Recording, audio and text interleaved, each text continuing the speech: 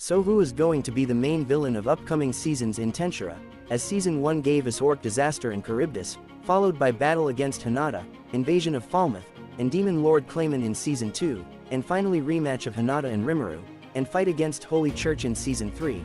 So who is going to be the villains of upcoming seasons? There are going to mainly two villains in upcoming seasons, which being Mariabel Rosso and Granbel Rosso, in which first is Mariabel, an reincarnated Otherworlder and the granddaughter of Granbel Rosso. We can also see her coming to Tempest in recent episode, and the other one is Granbel Rosso, and former chosen hero who was also hailed as Light Chosen Hero. Granbel was actually the main mastermind behind the events that Tempest has faced, such as Invasion of Falmouth, deceiving Hinata to attack Rimuru, and manipulating Western Holy Church's 7 Days clergy.